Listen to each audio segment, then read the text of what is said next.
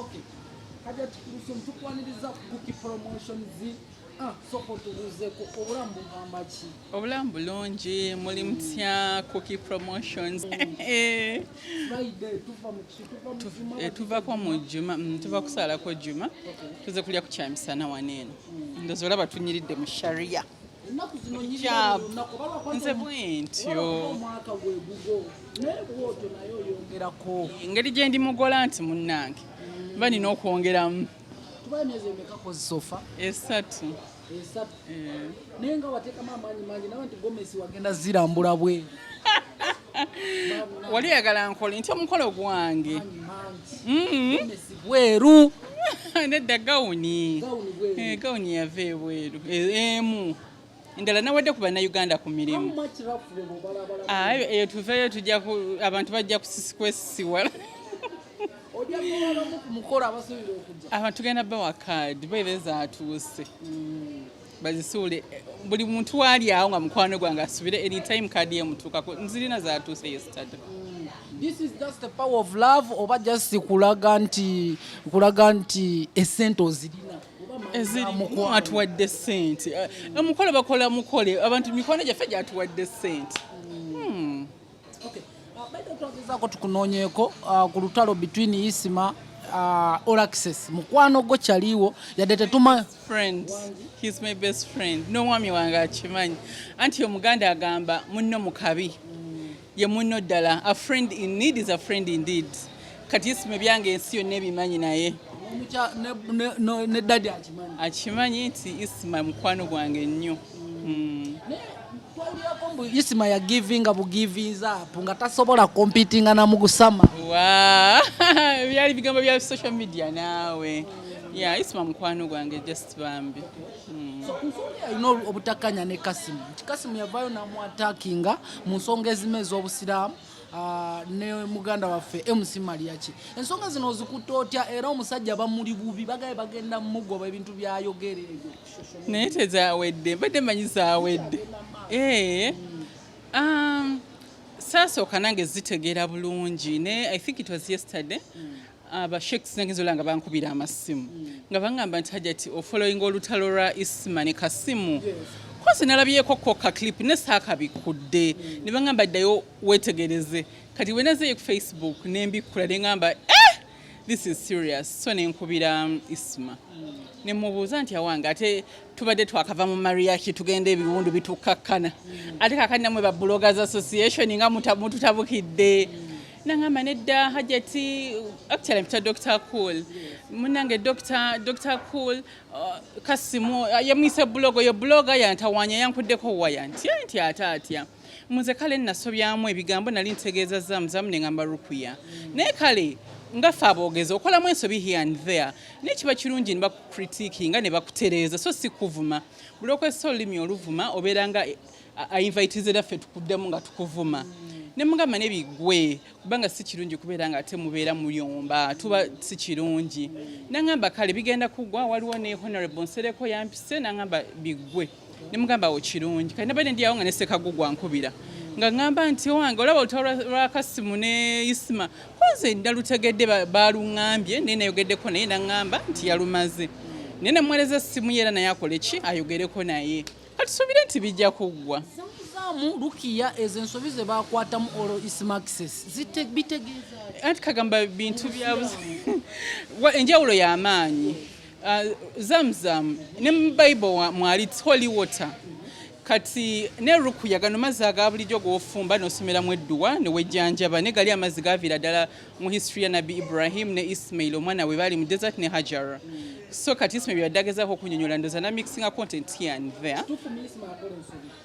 yakolamu mistake oyo mubuleminga bubi teyamudibuleminze bwatyo kati yekyagamba nti no when you give respect you get respect back kati mubingi nti yamuvumye naye kwe kukozesa olulimi olutabadde lulungi naye kati ffe ne tumugamba bakkakkane kozi ba Luganda ffena tulinda ya Nakalamba naye nga bangambye mbu neseko yagala nnyo okuvuma kuba nabadde sekagugwa namunnyonnyodde nangamba mbu oyo omulenzi ffena yatuvumaavuma dda oyo Qasimu nangamba mbu bonna bavumaavuma dda naye nga bikakkane kuvumako wamusonyiwa kuvuma nti agenda kujja kugobe mu nnyumba y'omugenzi era biveemu naye nga kyali kisoboka kati anyway gye tuli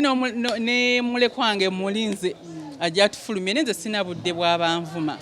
yanze ntunira batunuulire ne mbasaasira ne mbalekaawo namusonyiwa kati sinza na kumunyiigira just namulekaawo nga bw'ali agwawa sheyi buloga muntu wa bulijjo oba waye sibimanyi bulungi sibitegeera nti obwa sheyi babusoma anti nze mune atamusomesa I do not know simanyi like level ye yakusoma sasomako naye I don't know isima yamuyise buloga mbwa nti bakola emirimu gye gimu egy'okuvuma mbu kati ye kwe kumuyita bw'atyo bwoba omuyita ng'omusanze Samuel omuyita otya simusangangako maybe ndiraba kyemuyita nga musanze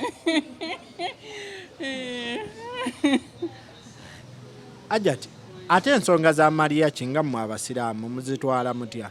Ate era emisonga ezo si nnungi omanyi eddiini y'omuntu kugamba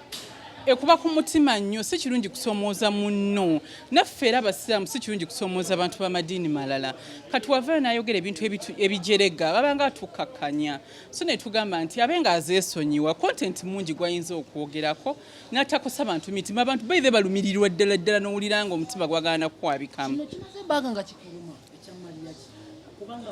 anti ogwasooka era byasooka okwogera era omwami wange Mugenzi yabinyumiza ensonga namukubira amasimu ne bazoogeramu ne basinkana n'ekibuli ne yeetonda aye nagenza olaba nga ate era abizzeemu ng'alinga agamba nti oba teyeetonda nga abiri serious ne katusuubire nti ku luno byetonze biri serious kubanga ekyamazima amadiini g'abantu si kirungi beera ng'ogajolonga content mungi anti muneewo omanya nti content gwokola ajja kulumya banno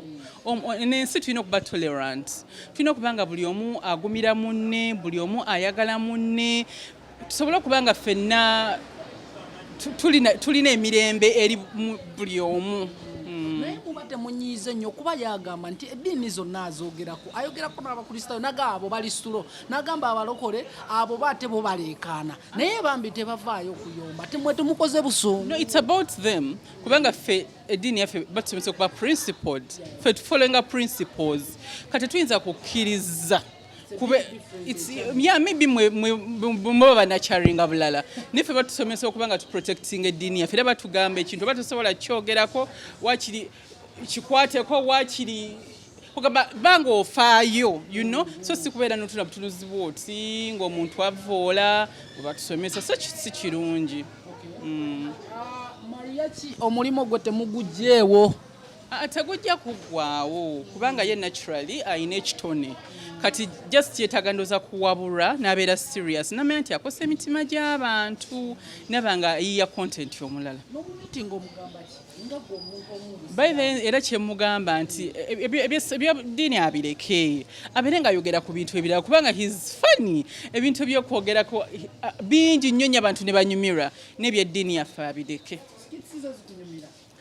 sibiraba nnyo niyo banalabako kolumu ndi nga siri nnyo mulabi wa mariaki nalabako kuba n'abaana be bansese nnyo the first time n'omutwe ne gunnuma Chiko Smena Madrat ne Chiko abo be nalabako ko bali bazanya graduation y'omwana omugagga n'omwana omwavu naseka omutwe ne gunnuma it was fun ne mariaki bade stera kumulaba okay Ajati nga wogamba nti eddiini ebayigiriza okuprotectinga eddiini yammwe ne Sheikh Qasim yabadde aprotectinga era ekyasinga omuluma nti mbantu bonna at least mariaki ye eddiini tagimanyi naye Isma omusiraamu omutabuliiki eddiini agimanyi bulungi lwaki alengeza eddiini kati ze sinza kumwogerera lwaki alengeza eddiini munekibuuza ye okitegeera era nze nkugambye nakutte essimu ne mugamba sagala kuddamu kulaba ng'osika omuguwa n'oli kati ye mu bigambo bye n'agamba nti bandibadde boogera nange kuba nenabbi talina gwe yavuma kubanga baamuvumanga baamusobya teyavumanga naye yaterezanga butereza ye nga mu bigambo bye naye nga mune bulimu aba n'obusungu bwe bulimu aba n'engeri gyakwata mu nsonga ye osanga ne Kasimu yawulidde ng'obwongo bumutabuse wekindeeta ku kibuuzo n'omugenzi yekennyini Sheikh Muzaata naye buli omuntu eyavangayo n'alengeza eddiini era naye obwongo bwabikukanga kati Sheikh Qasim tukitwale nti ye yasikidde omugenzi ku nsonga ezo. Kira naawe ontwala ejja kusikira Seeka yali omu Allah yamutonda bibye naye he's a brand ne Sheikh yena brand nda Seeka nawe yali wanjawulo okujjako nga temwanalyzinga content. Waliwo ensonga ezimu eziraga nti ono omukulu ayagala kujja kutambulira mu bigere by'omugenzi. Mukulu ki? Mukulu Qasim. Wagamba era abantu bebagamba nti ayagala bantu ki? Social media I think teyetegereza Sheikh engeri gyalinga akolamu ebintu bye. Sheikh yalinga tayita babbuloga ku discussinga nsobi oba buzibu buguddewo mu ggwanga. Ye ensonga yonna era yangamba nti ku Lwokutaano ngenda muzikiti w'egindi kwogera ku nsonga eyo. Ye ebigambo bye yabiyisanga nnyo mu hadhara n'abagamba bannange ensonga eri bweti ne bweti oba mu muzikiti kujjuma ng'oku n'abategeeza nti ensonga eri bweti ne bweti naye tiyagenda nga n'ayita bloga ne batula ne badiscussinga si we yakwatanga ensonga. Sheikh Qasim ne Isma ng'olaba olwo olutalo lwandibadde lwambulukufu okuyita ku internet. Anti kati nze I think yandibadde amuyita n'ayogera naye Isma alaika awuliriza yandibadde addayo n'akyusa ebigambo bye bo bw'oyogera naye ategeera yandimugambye Isma ensonga eba bweti ne bweti banze namusomeseza n'awuliriza n'angamba ndigambo nze byasiriipinze ne sibinyonyola bulungi kuvaayo n'ekigendererwa kyange tekyabadde kuvoola ne mugamba nti saaka kuddamu kulaba mu lutalo lwonna kandi ndoza aba yeetaaga kusomesa era ne bamugamba ddayo okyuse ebigambo byo yandibadde amuyita n'amubulya ensobi weeri n'amugolola n'addayo n'atereza ebigambo bye nga tayise ku internet kubanga ogamba nti olinga Sheikh Muzaata bwe Sheikh Muzaata amulabako ng'ayita babbuloga okudiscussinga ebizibu ebigudde mu ggwanga nedda si we yakolanga. Isma ye kennyini mu kavidiyo yagamba tawabulwa era tebamusomesa ddiini ye kennyini yagyesomera kati wogamba nti Seeka yali muyise n'amusomesa ng'olwedde oli yagamba nti tebamusomesa busomesa kintu kyayogerako. Anti ezo zensobi omuntu z'akola okitegeera kubanga omuntu oba omuyise kati gaze essaawa zino bwe mulaba ngazzemu okukola olutalo nga tennayogera naye kiba kikye. Ninze mba nkoze obuvunaanyizibwa bwange nga we nakera enkya ne mpita nakankaka nessefuko nenjogera nabo kati ebiddirira oluvannyuma nziba tebinkwatako mba nkoze ogwange ng'omuzadde kati gwogamba nti gwe tobuulirirwa towabulwa abantu abakulu tekibagaana kuwabula kati gwogaana okuwuliriza baganda bagamba nantabuulirirwa yasaabala gwa bbumba tobaako gwonenya naye gwolowooza kino kina gye kitwala eddiini y'omuisiraamu oba omusajja omuisiraamu bw'avaayo mu mbeera bwetu oyo Sheikh Qasim mukulu ku Isma Olaxess if I'm not mistaken. I don't know. Mu kifo kye bandibadde nga babuulirirwa abantu most especially like young generations abasiraamu ne badda ku mutimbagano buli omu n'avuma munne ne bayisiŋŋanya ebigambo. Olowooza kino obusiraamu buli abalabe most especially abasajja abakulu abali olowooza buli omu bayinza bageraageranya bonna nga bwe bali abantu. I think tekiba kirungi okitegeera nze I don't believe in kuwanyisiganya bigambo na muntu njagala nnyo omuntu wabanga akoze ensobi nenjogera naye era nga yonalabye ensobi nemukubiramu akasimu nemugamba munnange omanyi ensonga bweti ne bweti sembeera y'okubanga tuwanyisiganya ebigambo nga tuli bantu abaganda bakiyita ndaya nakalaama abatulaba baba batusunga tetuwa kifaananyi kirungi muna ddala eri emiti emito bakuli weyiseseeko okanyuga ebigambo abala bakuyita bulogo okanyuga ebigambo kale tekiba kirungi obuzibu buvaawo anti buli omu aba n'obusungu bwe buli omu aba n'engeri gye bamukuzaamu factors ziba nnyingi naye nga moving forward nayogedde na Isma ye mukwano gwange era essimu ya Isma gye nnina oli omulala simumanyi Isma he told me tagenda kuddamu kukola lutalo.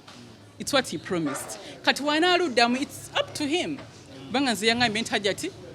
nsizinze fire ndangambera Dr. Cool togenda kuddamu kumpulira ebyo biwedde kwanza alhamdulillah oyinza okuba ajja tukumanyi ngera omuntu eyali mu Buisiraamu olina olimpagirwaga katwogere bwentyo abantu bano olaba otya bw'obayita noba tebaganya Isma yaŋŋambye nti waliwo Honorable Nsereko nti yabadde amugambye nti ajja yitwa Kasimu ye Muhammad Nsereko nti alina kuyita Kasimu mbu naye beekwateko mu ngalo biggwe kyetusinga okwagala okusinga olutalo batusunga abantu tebibanyumira abantu babagamba laba nno bano omuntu ayinza okubeera n'agamba lwaki wavuddeyo n'ogamba lwanirira Isma Olaxess sisobola murwanirira era sinamurwanirirako just we nalabye nze ujjo nga badde tongoberera olwenda bensonga nga nsobola ojjogerako njogerako nga we nakere nkyali ndaba Yvonne ne Sefuko nga balina obuzibu nembayita nenjogerako nabo yakyekyo sinaba kumulwanirirako era namugambye wakoze ensobi here and there naŋŋamba nti ensonga yabadde bweti yenkozesa bweti ze ne mugamba ekyange saagala kuddamu kulaba lutalo that was it. Batayogedde ku ddiini ndala nabo balina engeri gye bakitwalamu ate mu abasiraamu mulina engeri gye mukitwalamu engeri eyawamu tanaba kuvayo kulumba Buisiraamu anti kaffe tuli principled ffe eddiini yaffe batusomesa okuba nga tugirwanirira kyenjawulo kye tulina ffe tusobola kubeera n'okwata nabbi n'omuwandika mu katuuni mbubuno nabbi nolaba and you just go away with it so mune ffe tulina engeri gye batukuzaamu gye tutegeramu eddiini yaffe tetujja kwogerera balala simanyi katusubire nti yeetonze ate nga yeetonze bituufu